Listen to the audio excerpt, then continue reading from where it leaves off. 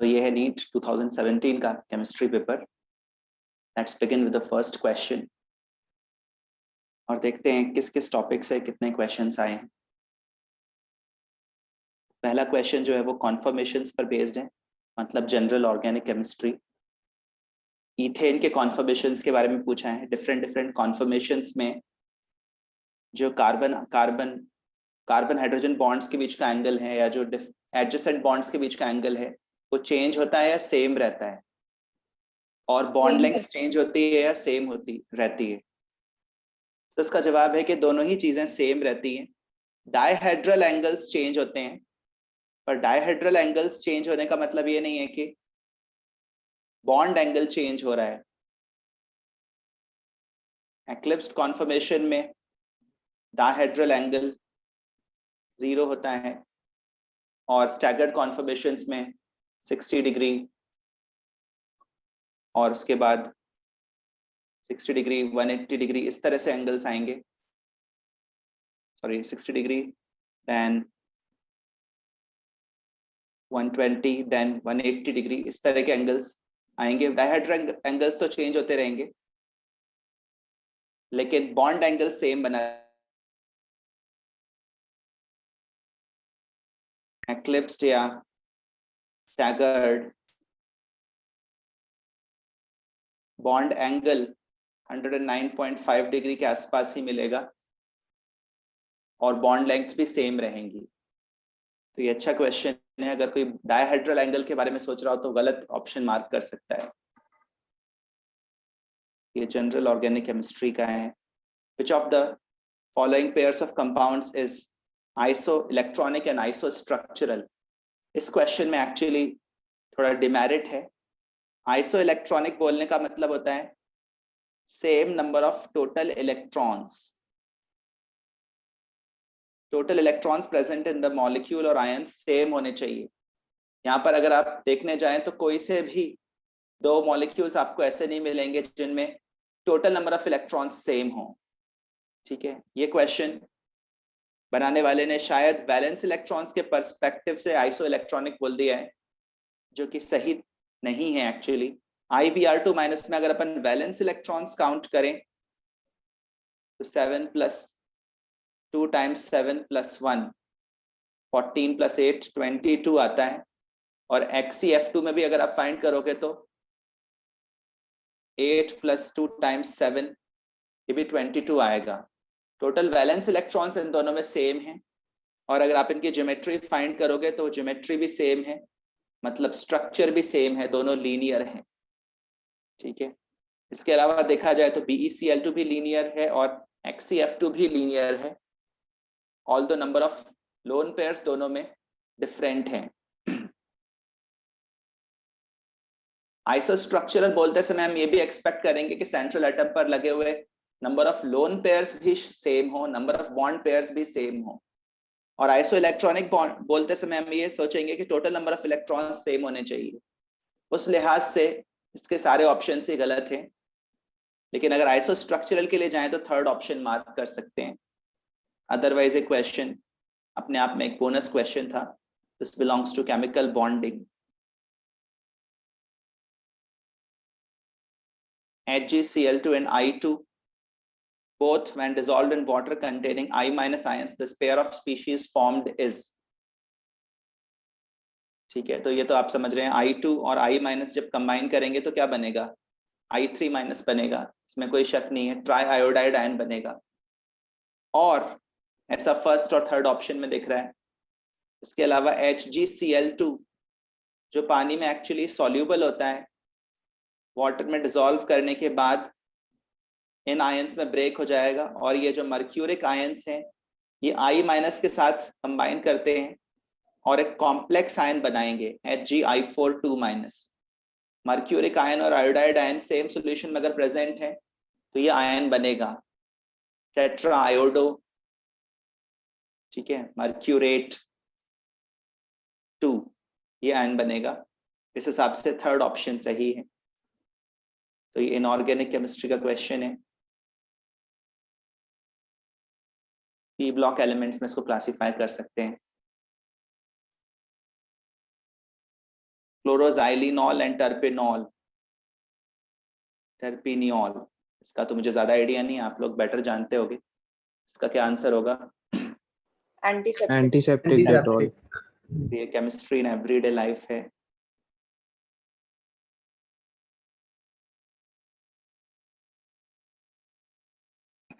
Fiftieth question solid state का है। इसमें अगर आप देखें, अपन को इनकरेक्ट स्टेटमेंट आइडेंटिफाई करना है। ये एक नॉन स्टोइचोमेट्रिक सॉलिड है, ये तो दिख ही रहा है। इसमें मेटल डेफिशिएंसी डिफेक्ट है। मेटल डेफिशिएंसी डिफेक्ट एक्चुअली यहाँ पर थोड़ा टाइपिंग एरर है। गुड मेटल डेफिशिएंसी तभी दिखेगी जब Fe.98 हो और O1 हो, अदरवाइज मेटल एक्सेस हो जाएगा और फिर ये इनकरेक्ट स्टेटमेंट हो जाएगा। तो ये तो मेरे ख्याल से टाइपिंग एरर आया है टाइपिस्ट के पॉइंट ऑफ व्यू से। इसमें मेटल डेफिशिएंसी डिफेक्ट तो होता है। Density decreases in case of crystals with Schottky defect, ये स्टेटमेंट भी सही है। सोडियम क्लोराइड सॉलिड इंसुलेटर होता है, सिलिकॉन सेमीकंडक्टर होता है, सिल्वर कंडक्टर होता है, क्वार्ट्ज एक पीजो इलेक्ट्रिक क्रिस्टल होता है, मतलब प्रेशर अप्लाई करने पर इलेक्ट्रिसिटी कंडक्ट कर सकता है। तो ये स्टेटमेंट सही है। फ्रैंकल डिफेक्ट फेवर्ड होता है उन आयनिक कंपाउंड्स में जिनमें कैटायंस और एनायंस के साइजेस ऑलमोस्ट इक्वल हों। इस बारे में आपको क्या लगता है? गलत है। ये स्टेटमेंट गलत है। कैटायंस और एनायंस के साइज में लार्ज डिफरेंस होना चाहिए, कैटायन मच स्मॉलर होना चाहिए, तभी वो इंटरस्टिशियल साइट्स में अकोमोडेट होगा। तो इसका आंसर फोर्थ ऑप्शन जाएगा। 51st क्वेश्चन इक्विलिब्रियम का है। केमिकल और आयनिक इक्विलिब्रियम को अपन सिंपली इक्विलिब्रियम की कैटेगरी में रखेंगे क्योंकि एनसीईआरटी में उसी नाम से चैप्टर है। Concentration of the silver ions in a saturated solution of silver oxalate is this. Solubility product find करना है।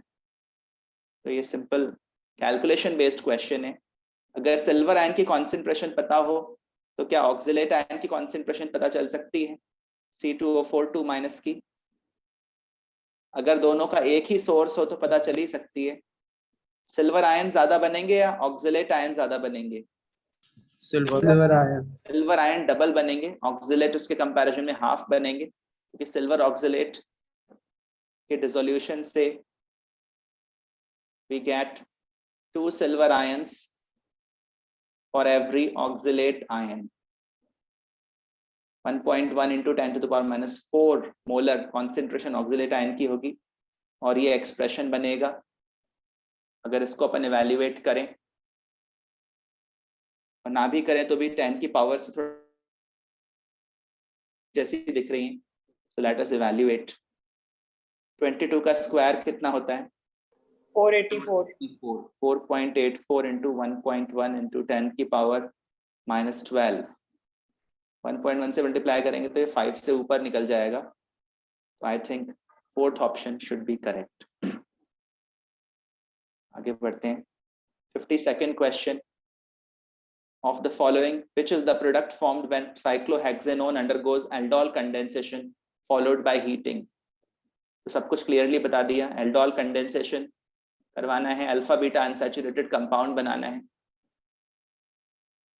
ऐसा करने पर अल्फा बीटा पोजीशन पर डबल बॉन्ड आएगा और कीटो ग्रुप एक मॉलिक्यूल का तो इंटैक्ट रहेगा, दूसरे का नहीं बचेगा। तो ऑप्शन देखकर आप बिना रिएक्शन करवाए हुए जज कर सकते हैं कि सेकंड ऑप्शन आंसर होना चाहिए।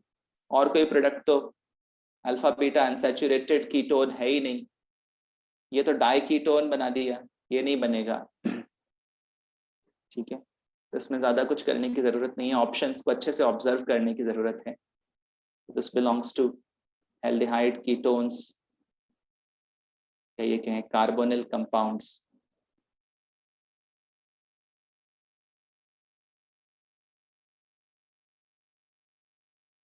वो स्पीशीज जिसमें बॉन्ड एंगल 120 डिग्री का हो, बॉन्डिंग का सिंपल क्वेश्चन है। इसमें भी VSEPR थ्योरी अप्लाई हो रही है, तो VSEPR थ्योरी का ये सेकंड क्वेश्चन है। इसमें बॉन्ड एंगल 120 डिग्री का मिलेगा BCl3 में ट्राइगोनल, क्वाइट सिंपल। PH3 और NCl3 दोनों ट्राइगोनल पिरामिडल होंगे, ClF3 का शेप क्या होगा, बता सकते हो? T shaped. T shaped, English letter T के जैसा। 54th question, molality of the dilute solution is doubled, the value of molar depression constant Kf, इस पर क्या फर्क पड़ेगा? Kf तो कांस्टेंट है, सॉल्वेंट पर डिपेंड करता है, तब तक सॉल्वेंट वही है तब तक Kf चेंज नहीं होगा। तो ये तो काफी आसान क्वेश्चन है सॉल्यूशंस चैप्टर से।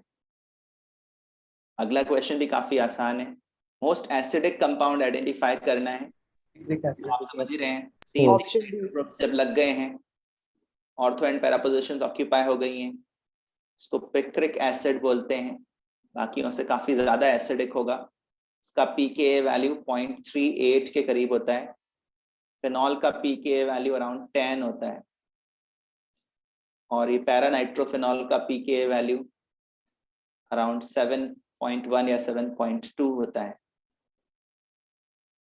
ठीक है, तो पिक्रिक एसिड इनसे कहीं ज्यादा एसिडिक है। सबसे कम एसिडिक कौन है? वीकेस्ट एसिड, फर्स्ट ऑप्शन पैराक्रिसॉल, ये वीकेस्ट एसिड होगा, फिनॉल से भी weaker.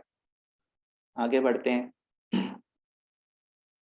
It is because of the inability of ns2 electrons of the valence shell to participate in bonding, मतलब यहाँ पर बात हो रही है इनर्ट पेयर इफेक्ट की। Inert pair effect down the group जाने पर बढ़ता जाता है, डोमिनेंट होता जाता है। 10 जो है वो +2 +4 दोनों कैटायनिक फॉर्म्स शो करता है, हालांकि +4 शो करने की टेंडेंसी नीचे जाने पर डिक्रीज होती जाती है।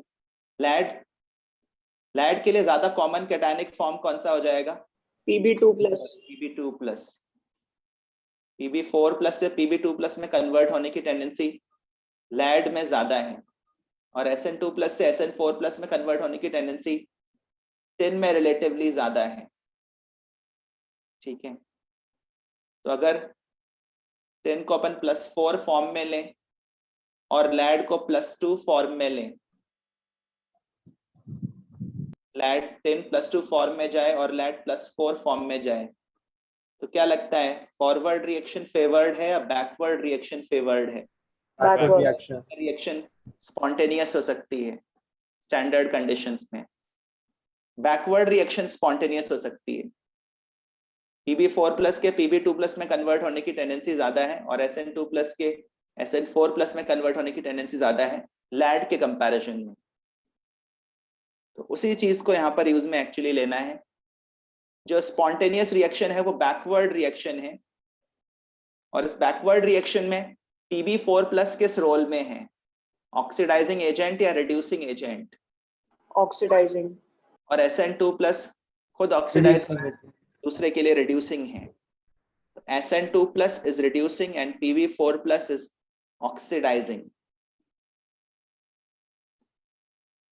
ये स्टेटमेंट सही होना चाहिए।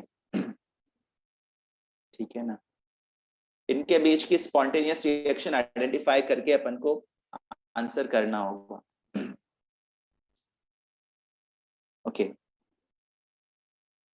57th question. तो ये क्वेश्चन कौन से चैप्टर को बिलोंग करेगा? कार्बोनाइट 11 का। सॉरी, ये तो पी ब्लॉक एलिमेंट्स का ही हो गया, या इलेक्ट्रोकेमिस्ट्री से भी रिलेटेड है। Predict the correct intermediate and product in the following reaction। ये तो आप कर ही लोगे। इसमें मार्कोनिकॉव एडिशन होगा, पहले तो वाटर का OH बीच वाले कार्बन पर जाकर जुड़ेगा, फिर ये इनॉल फॉर्म बन रहा है जो कि टॉटोमराइज करेगा और एसीटोन में कन्वर्ट हो जाएगा। तो 4th ऑप्शन सही है। This is easy. Hydrocarbons,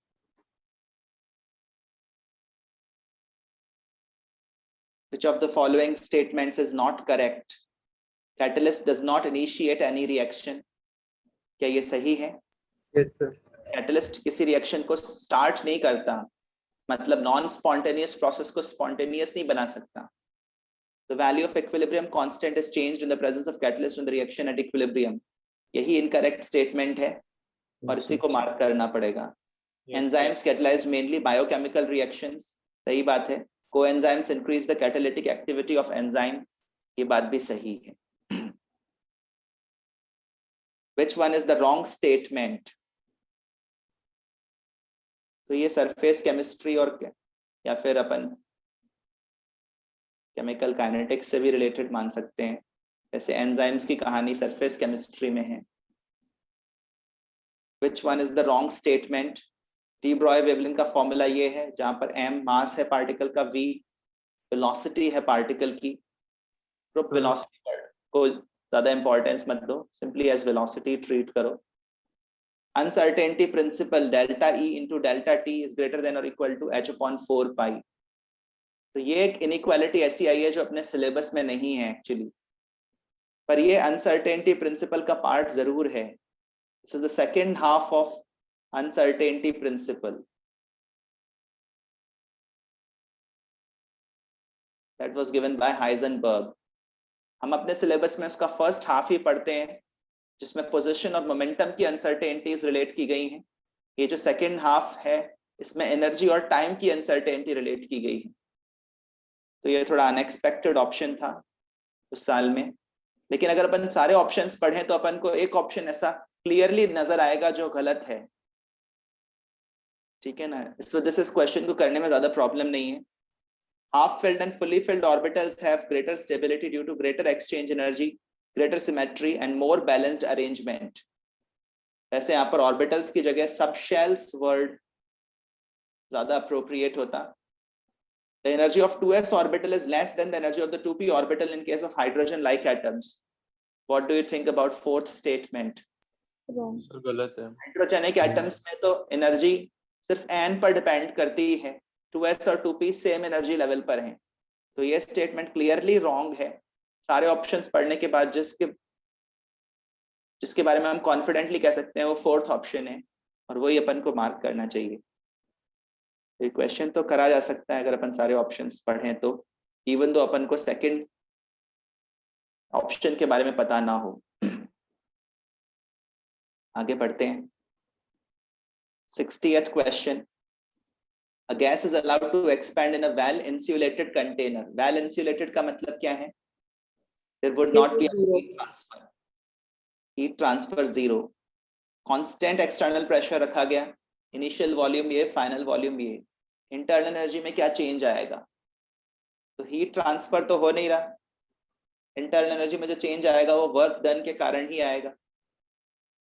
chemistry के कन्वेंशन के अकॉर्डिंग वर्क डन को अपन लिखते हैं minus P external delta we. P external यहाँ पर 2.5 एटमॉस्फेयर है, और वॉल्यूम में आने वाला चेंज 2 लीटर्स है। 5 लीटर एटमॉस्फेयर हो गया। लेकिन यहाँ पर माइनस और प्लस के साइन की भी इंपॉर्टेंस है, पहली बात। और दूसरी बात ये है कि एटमॉस्फेयर की वैल्यू आप क्या पुट करते हो उसकी भी इंपॉर्टेंस है। 1.013 into 5 into 10 to the power 5 pascal इसकी वैल्यू होती है, और litre 10 to the power -3 metre cube है। अगर आप इसको approximately 10 to the power 5 pascal ही रख दोगे तो आपका दूसरा ऑप्शन मार्क हो जाएगा। तो यहाँ पर अगर आप देखें 100 का फैक्टर आ रहा है, रफली 505 जूल्स आ रहा है विद अ नेगेटिव साइन, ठीक है। गैस एक्सपैंड कर रही है, मतलब गैस वर्क कर रही है। अगर गैस वर्क करेगी तो सिस्टम की एनर्जी के दम पर ही तो करेगी, सिस्टम की इंटरनल एनर्जी कम हो जाएगी। Change in internal energy would be negative. Third option is correct. Thermodynamics पर बेस्ड क्वेश्चन है।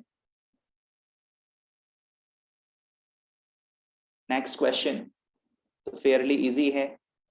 इथेनॉल है ये डेफिनेटली। एक्स जो दिया हुआ है वो इथेनॉल है, इथेनॉल के अलावा कोई हो नहीं सकता। डिग्री ऑफ अनसैचुरेशन 0 है। ईथर हो सकता है, लेकिन आगे वाली रिएक्शन ईथर तो देता नहीं है। कॉपर के साथ हीटिंग करने पर इथेनॉल क्या बनाएगा? इथेनॉल। डिहाइड्रोजनेशन होगा। और उसके बाद सिल्वर मिरर टेस्ट तो ये देता ही है, AgNH3। Whole twice plus oxidise हो जाएगा CH3CO माइनस, और सिल्वर डिपॉजिट होगा, सिल्वर मेरा टेस्ट एसिटाल्डिहाइड देगा, OH माइनस डेल्टा। ये कौन सी रिएक्शन है? Eldon condensation.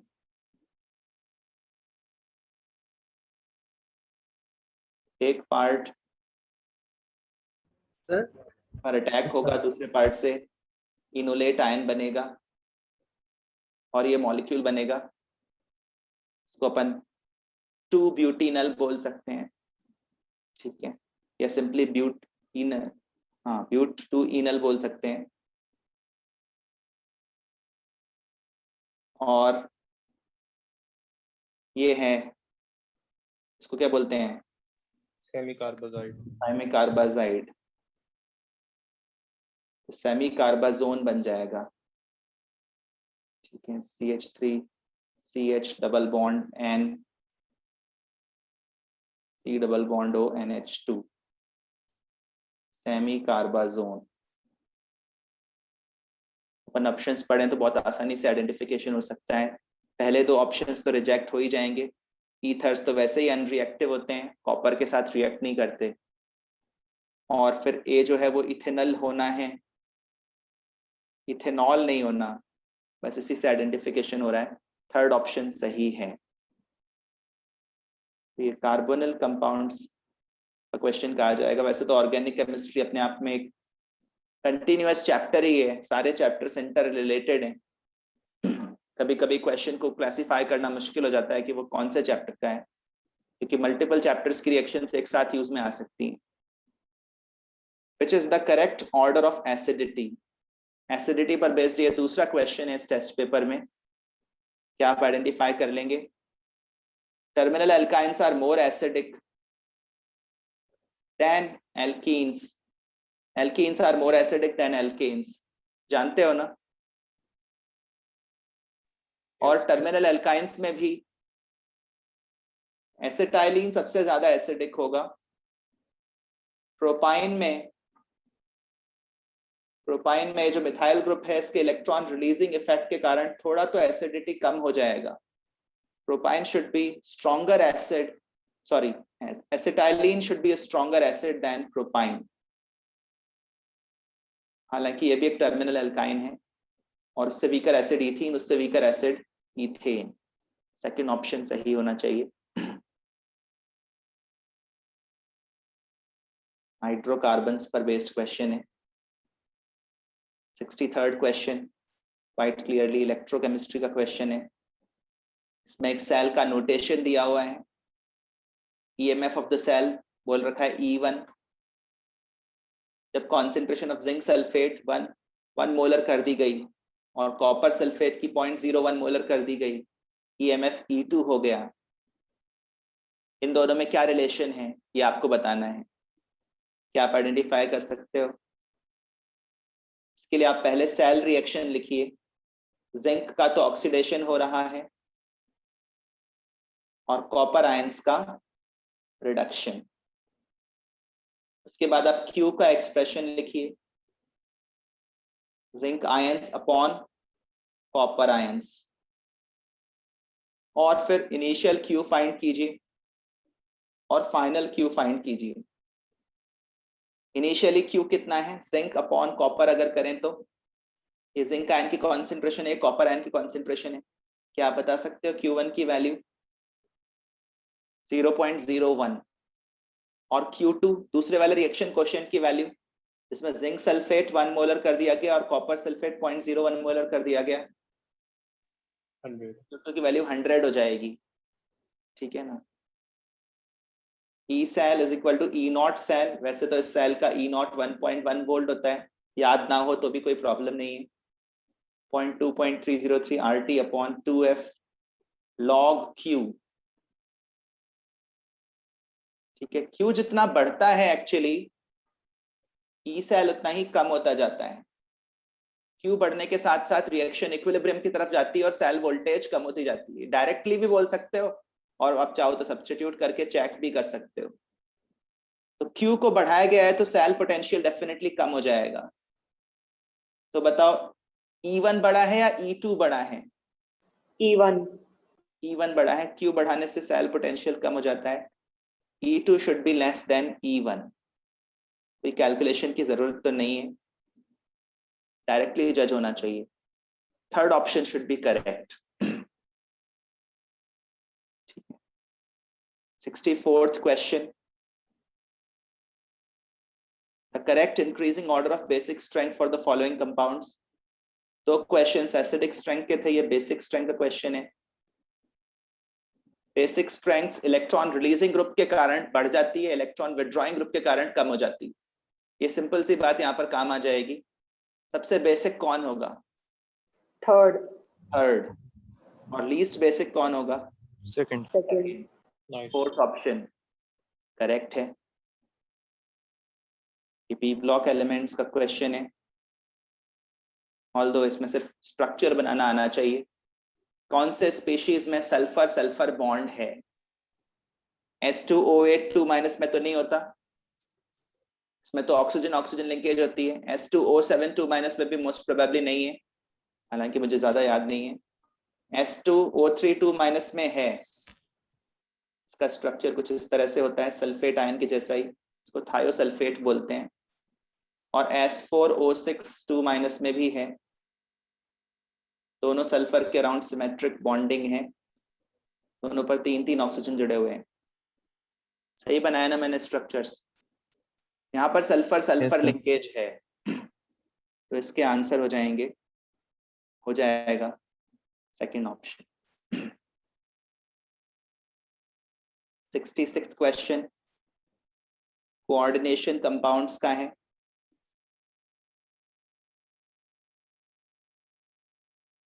आपको बताना है कि AgCl कितना बनेगा जब AgNO3 की रिएक्शन कराई जाती है इन कंपाउंड्स के साथ।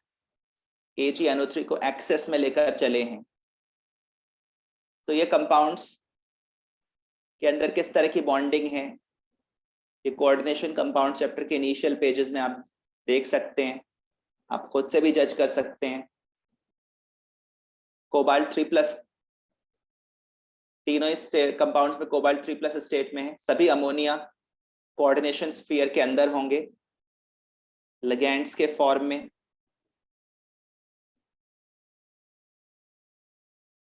और ये ऑक्टाहेड्रल कॉम्प्लेक्सेस हैं।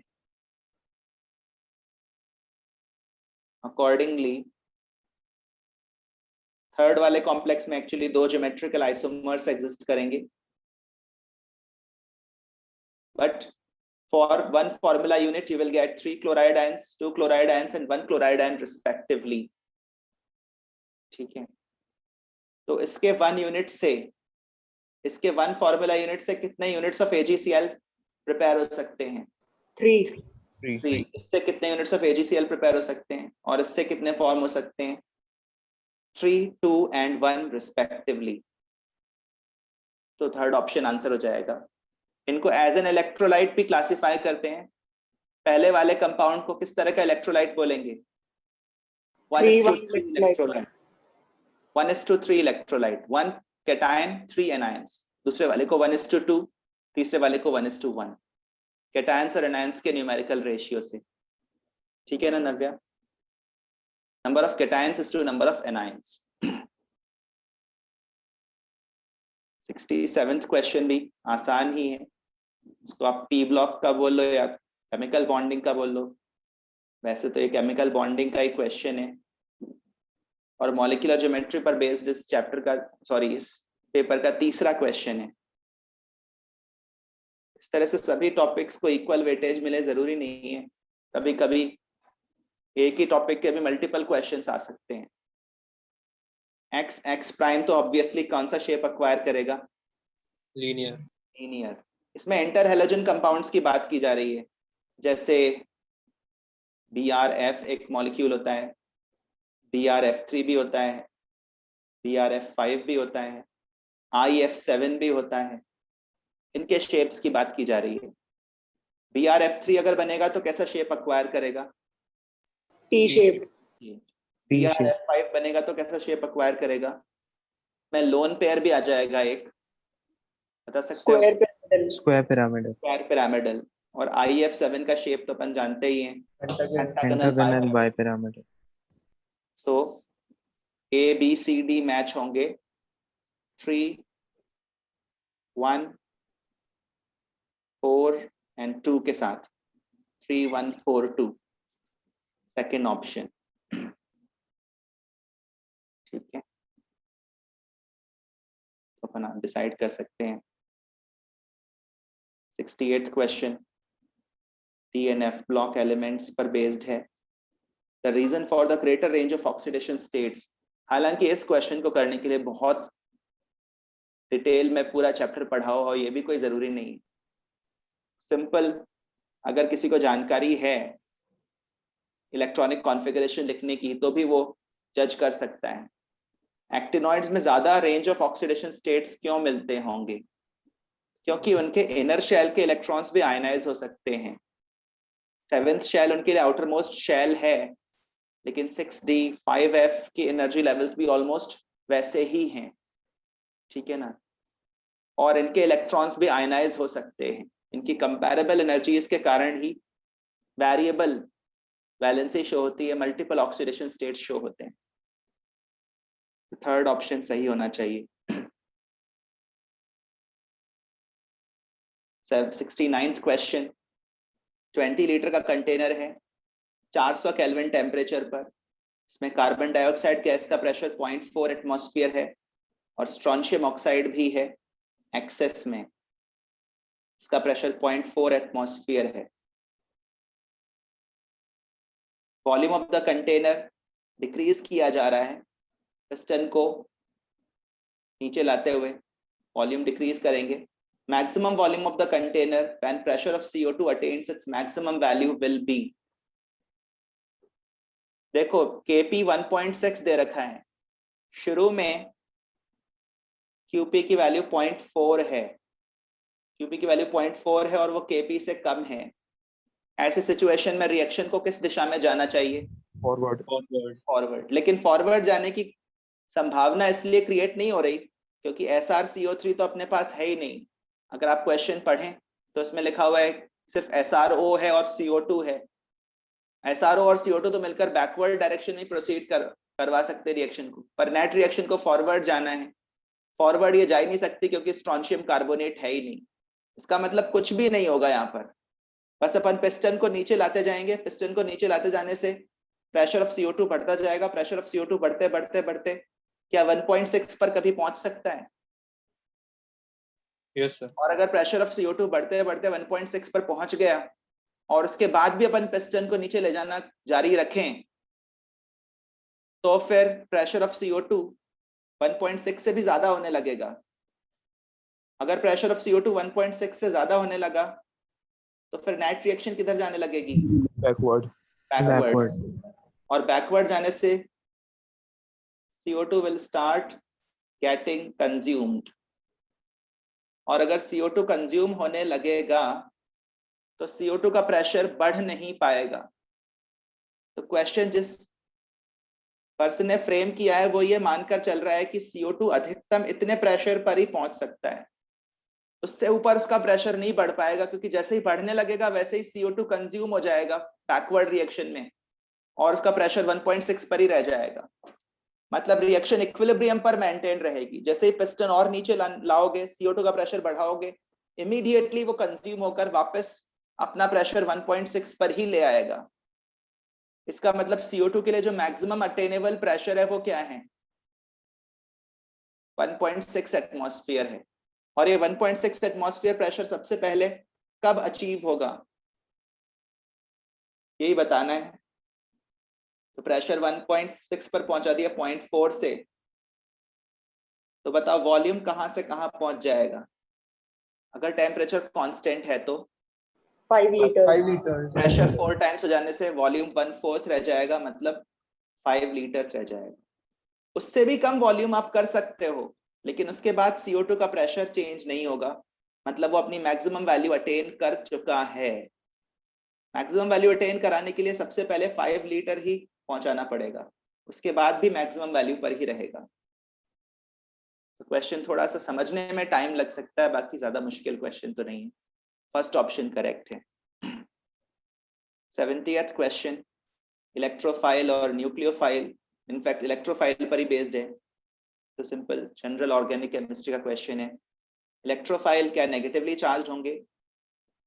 मोस्टली तो नहीं होंगे, या तो पॉजिटिवली चार्ज होंगे या फिर न्यूट्रल होंगे, और इलेक्ट्रॉन डेफिशिएंट होंगे, इलेक्ट्रॉन एक्सेप्ट करके बॉन्ड बनाएंगे। इलेक्ट्रोफाइल्स एक तरह से ल्यूइस एसिड्स हैं। क्वाइट क्लियरली फोर्थ ऑप्शन सही है। ठीक है, सिंक फॉर कार्बन मोनोऑक्साइड कौन है? मुझे नहीं पता, आपको पता है? एनवायरमेंटल केमिस्ट्री का क्वेश्चन है ये, कर लोगे क्या? सर आंसर हीमोग्लोबिन है क्या इसमें? हाँ, आंसर शायद हीमोग्लोबिन ही है। हीमोग्लोबिन इसका करेक्ट आंसर है, ध्यान रख लीजिए। 72nd क्वेश्चन, ये भी एटॉमिक स्ट्रक्चर का ही क्वेश्चन है। इसका आंसर वो है micro organisms. Micro organisms present in the soil, ये है। यस। ओके, 71 का 1, आरजी के आंसर की में तो 71 का 1 दे रखा है, जो उस टाइम पे बनाई गई थी। आप और देख लेना कहीं पर। Okay sir. 114 के लिए लिख लोगे कॉन्फ़िगरेशन। इसकी प्रेसीडिंग नोबल गैस रेडॉन है। रेडॉन का एटॉमिक नंबर क्या होता है? 86। छठा पीरियड खत्म हो जाता है, यहाँ पर सातवां शुरू हो जाता है। अगर अपन नॉर्मल वे में लिखें, नॉर्मल वे में मतलब रूल्स फॉलो करते हुए, 7th पीरियड में सबसे पहले 7s में इलेक्ट्रॉन जाएगा, 7s के बाद 2 अंदर 5f में जाएगा, 5f में 14 भर दिए, 88, 102, फिर 6d में जाएंगे, 6d में 10 भर दिए, 112, फिर 7p में आएंगे 2। ये इलेक्ट्रॉन फिलिंग का ऑर्डर होता है, अगर आप ध्यान रख पाओ तो। छठे और सातवें पीरियड में हमेशा 7वें शेल में एंटर करते हैं तो पहले 7s में भरते हैं, लेकिन फिर 2 शेल अंदर जाके f में भरते हैं, फिर 1 शेल अंदर वाले d में भरते हैं, उसके बाद p में आते हैं।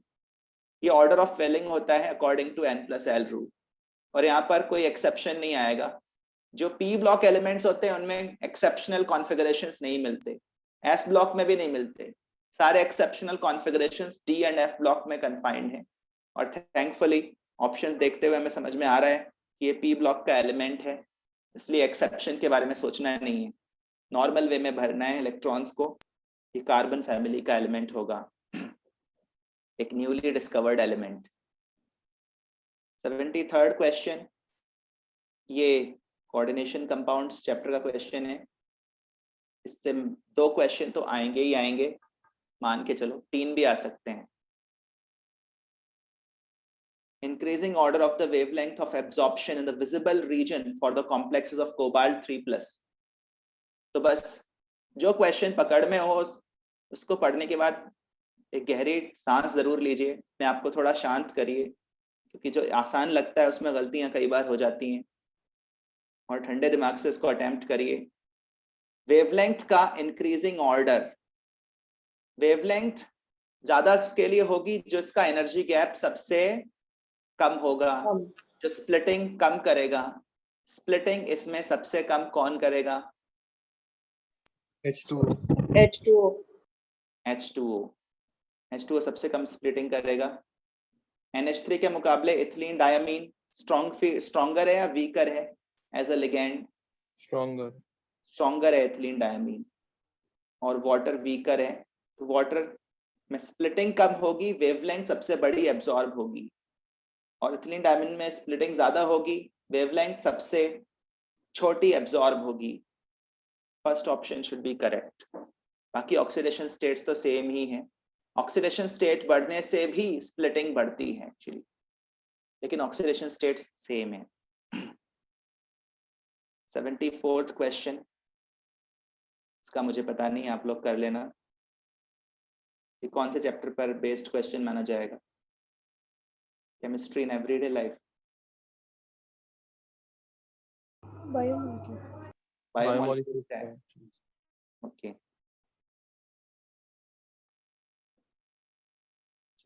बायोमोलिक्यूल्स का क्वेश्चन है।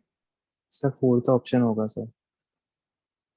ओके, फोर्थ ऑप्शन, बाकी लोग भी कर लेना। AB example of a sigma bonded organometallic compound is. अगर आपको Grignard.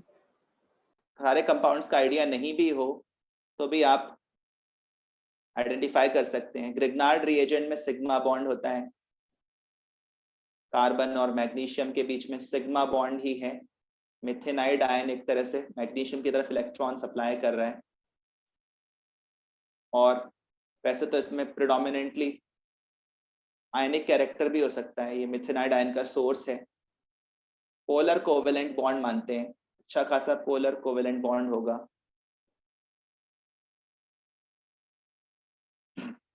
और ये सिग्मा बॉन्ड है। बाकी इन सब में पाई इलेक्ट्रॉन क्लाउड जो है वो सप्लाई किया जाता है।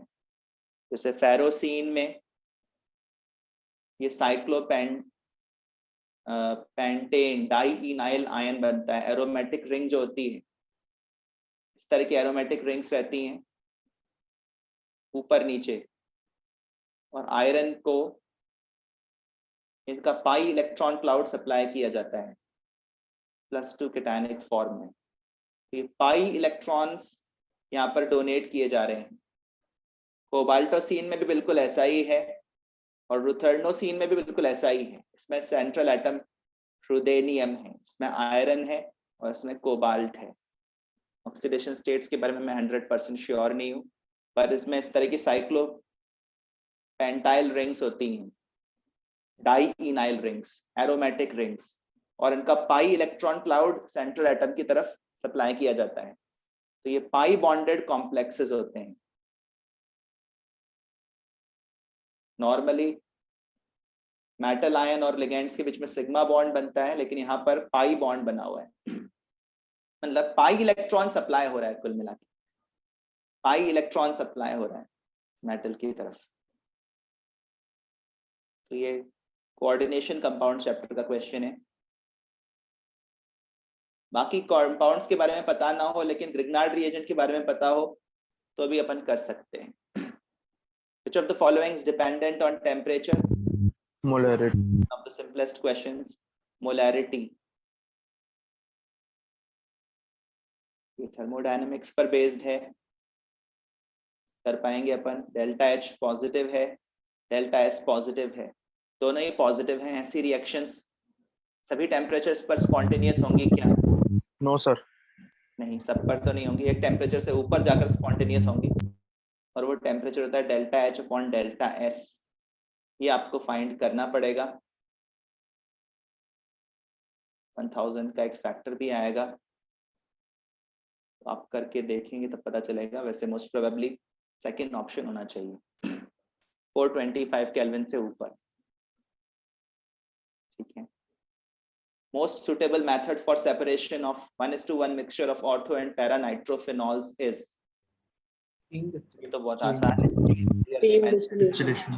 Steam distillation. Alcohols, phenols chapter में मेंशन्ड है ये स्टेटमेंट भी, और वैसे भी आप जानते ही हैं। एक स्टीम वोलेटाइल होता है, इनमें से कौन होता है स्टीम वोलेटाइल?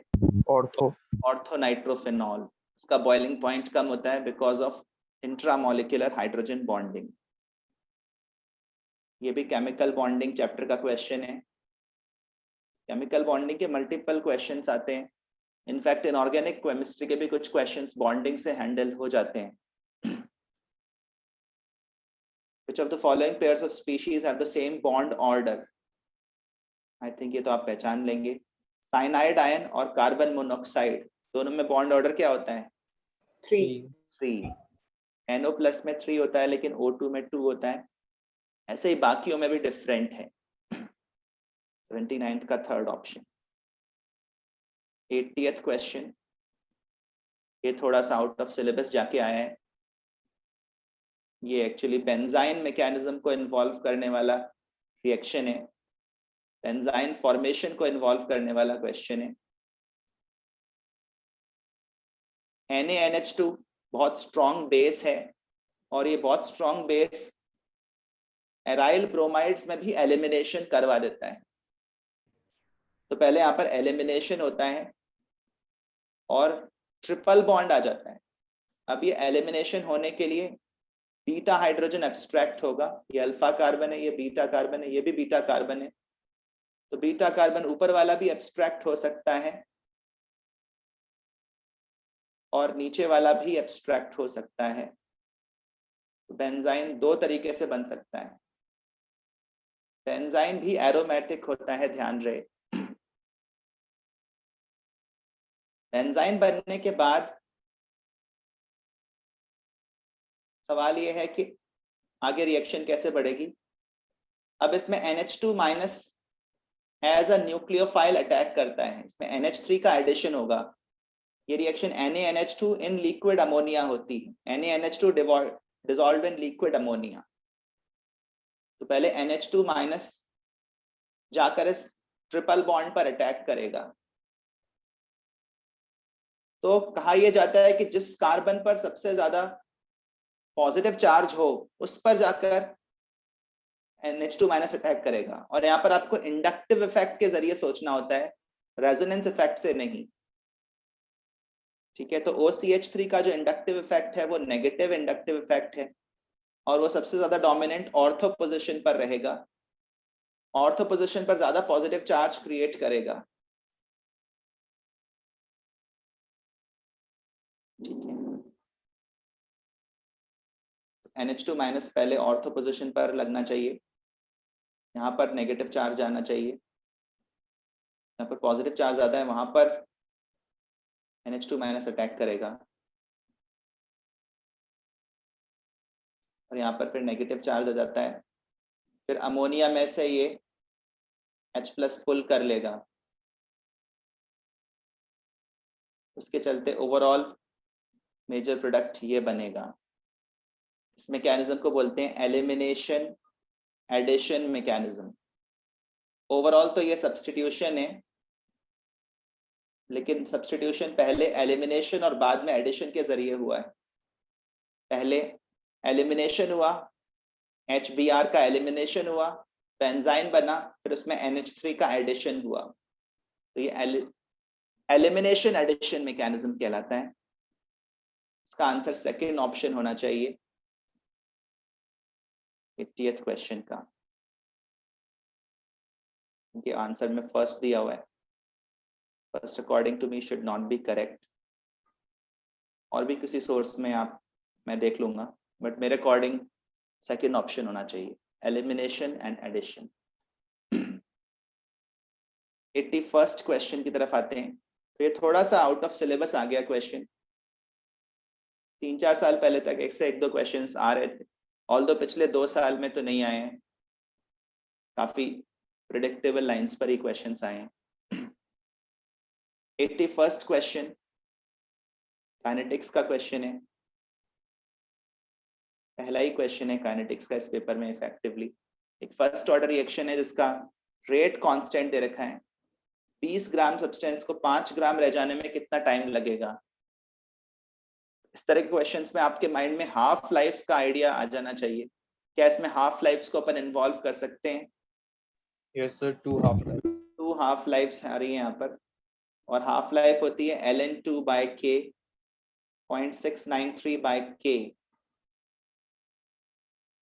69.3 का double, that will be 138.6 seconds. Second option. Name the gas that can readily decolorize acidified KMnO4. SO2 gas. SO2 gas जो ऑक्सीडाइज हो जाए, ये रिड्यूस हो जाए और वो ऑक्सीडाइज हो जाए, तो यहाँ पर SO2 का ऑक्सीडेशन पॉसिबल है। ठीक है, SO2 SO4 माइनस में कन्वर्ट हो जाएगा। CO2 तो ऑक्सीडाइज हो ही नहीं सकता है फर्दर। ठीक है, CO2 का फर्दर ऑक्सीडेशन पॉसिबल नहीं है, और शायद फास्फोरस का भी पॉसिबल नहीं है, क्योंकि फास्फोरस यहाँ पर कौन से स्टेट में है, +5 ऑक्सीडेशन स्टेट। तो ये 2 ऑप्शन उस तरह से भी एलिमिनेट हो रहे हैं कि इनका ऑक्सीडेशन ही पॉसिबल नहीं है। SO2 का ऑक्सीडेशन होगा, वो सल्फेट आयन में बदलेगा। ये अल्कोहल्स, फिनॉल्स, ईथर्स का क्वेश्चन है। ये डी ब्लॉक एलिमेंट्स पर बेस्ड है। फिनाइल मिथाइल ईथर्स मतलब एनिसोल हो गया। ये तो एनिसोल में HI अटैक करेगा तो किस तरफ से बॉन्ड ब्रेक होगा? राइट CH3 की तरफ से। CH3 की तरफ से बॉन्ड ब्रेक होगा, फिनॉल बनेगा। बेंजीन रिंग पर सब्स्टिट्यूशन कराना तो आसान नहीं होता, मुश्किल होता है। बेंजाइन मैकेनिज्म में सब्स्टिट्यूशन जरूर हो रहा था एक स्पेशल मैकेनिज्म से, अदरवाइज बेंजीन रिंग पर सब्स्टिट्यूशन कराना बहुत डिफिकल्ट होता है। तो ये प्रोडक्ट्स बनेंगे मिथाइल आयोडाइड एंड फिनॉल। अपन को थर्ड ऑप्शन मार्क करना होगा। 84th question, again coordination compound chapter का क्वेश्चन है। तो 4 क्वेश्चंस आ गए हैं which is quite heavy weightage according to me. 3 तो आएंगे ही, आप मान के चलो। हेक्सासाइनिडो मैंगनेट थर्ड, इसके हाइब्रिडाइजेशन के बारे में आपका क्या विचार है? मैंगनीज 3+, आर्गन 3D4, किस तरह का हाइब्रिडाइजेशन करेगा ये? D2sp2 D2sp3 D2sp3 hybridization and obviously octahedral, third option। तो आसान था। 85th question, ionic mobility of which of the following alkali metal ions is lowest when aqueous solution of their salts are put under an electric field? Lithium lithium तो chemistry का question हो जाएगा। सबसे ज्यादा जो हाइड्रेट हो जाएगा वो सबसे पुअरली माइग्रेट करेगा, और लिथियम आयन सबसे ज्यादा हाइड्रेट होंगे, सबसे डिफिकल्ट होगा उनका migration. Fourth option. 86th question, equilibrium का क्वेश्चन है। आपने पहले भी कर रखा होगा ये क्वेश्चन, तो मुझे उम्मीद है आपको ये रिएक्शन तक पहुंचना है। कैसे पहुंचोगे? फर्स्ट रिएक्शन को क्या करें? रेसिप्रोकल, रिवर्स करेंगे, equilibrium constant reciprocal. Second reaction का क्या करें? एज इट इज लें, क्योंकि एनो राइट हैंड साइड में ही दिख रहा है विद द सेम कोफिशिएंट। और थर्ड रिएक्शन का क्या करें? H2O तो थर्ड रिएक्शन से ही 3 आएगा। टाइम करना पड़ेगा। 3 टाइम्स करें, सेम साइड रखें, तो K3 का cube, K3 cube into K2 upon K1, second option. सारे ऑप्शंस ध्यान से देख लीजिएगा क्योंकि सिंबल्स मिलते जुलते हैं। प्रेजेंस ऑफ माइंड नहीं रहा तो दूसरा ऑप्शन मार्क हो जाएगा। ये वाला question, acetamide to methanamine, as simple as it gets, Hoffman bromamide reaction।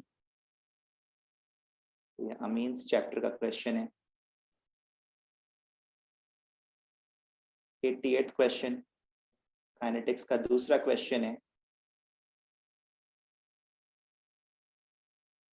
कर लोगे? से क्वेश्चंस तो बहुत करे हुए हैं। क्या ऑर्डर 2 होगा? 1.5 नो सर। x को एलिमिनेट करना पड़ेगा, और x को एलिमिनेट करने के लिए फर्स्ट वाले स्टेप का यूज करें। उसको इक्विलिब्रियम में मानेंगे। जब भी फर्स्ट सेकंड स्टेप स्लो हो, फर्स्ट स्टेप को हमेशा इक्विलिब्रियम में एज्यूम करना है।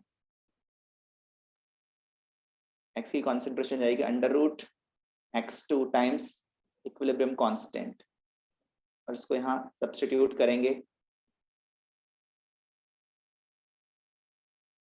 तो x2 की पावर हाफ आ रही है into y2, overall order 1.5।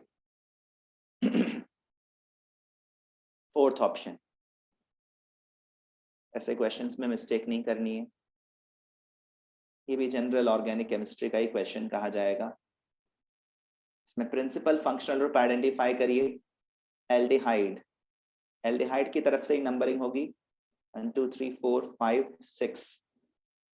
Second number पर मिथाइल लगा हुआ है, फोर्थ नंबर पर डबल बॉन्ड लगा हुआ है, थर्ड नंबर पर कीटो लगा हुआ है। 3 कीटो 2 मिथाइल हेक्स 4 ईनअल। फर्स्ट ऑप्शन हो सर जाएगा। हाँ बोलो। सर यहाँ पर तो चलो फिर भी कीटो और कीटो गिवन है। अब अगर ऑक्सो होता तो फिर ऑक्सो को मिथाइल से बाद में रखते हैं पहले रखते हैं? मिथाइल के बाद में रखते हैं। अगर ऑक्सो रहेगा ऑप्शंस में तो उसको मिथाइल के बाद रखेंगे, अल्फाबेटिकल ऑर्डर में ही लिखेंगे। प्रायोरिटी मतलब नंबरिंग अलग चीज है, लेकिन लिखते समय तो अल्फाबेटिकल ऑर्डर में ही लिखेंगे। ठीक है। Yes okay. और ये लास्ट क्वेश्चन मेटलर्जी का है, शायद इस पेपर का एकमात्र क्वेश्चन है मेटलर्जी पर बेस्ड। इसका क्या आंसर होगा? Fourth option. Extraction Fourth of option. silver involved bleaching with cyanide, and silver is then recovered by displacement with zinc. शायद उसकी रिएक्टिविटी का यूज करते होंगे, जिंक इज मोर रिएक्टिव। इस तरह से टेस्ट पेपर है मेरे ख्याल से। अच्छे स्टूडेंट्स के लिए स्कोर करना और बैलेंस, बहुत ज्यादा अनबैलेंस्ड तो नहीं है। टॉपिक्स कवर्ड हुए हैं, सॉल्यूशंस के भी क्वेश्चन है, सॉलिड स्टेट का भी एक क्वेश्चन है, ऑर्गेनिक केमिस्ट्री के कितने क्वेश्चंस हैं काउंट कर लेते हैं। 1 2 3 4 5 6 7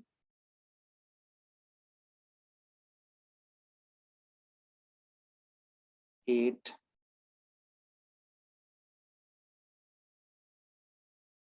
9 10 11 12 13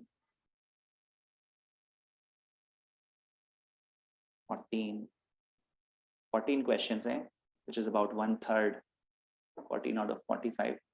इतना ही रहेगा। प्रेजेंटली भी अपन एक्सपेक्ट कर सकते हैं कि 50 में से 16 के अराउंड क्वेश्चंस ऑर्गेनिक केमिस्ट्री के रहेंगे। और बाकी चैप्टर्स भी आप देख लीजिए कितना कितना वेटेज आया है। कोऑर्डिनेशन कंपाउंड्स एक इम्पॉर्टेंट चैप्टर है, 3 क्वेश्चंस आएंगे, इसमें कोई शक नहीं है। चलिए आज सर फिलहाल यहीं पर रुकते हैं। सर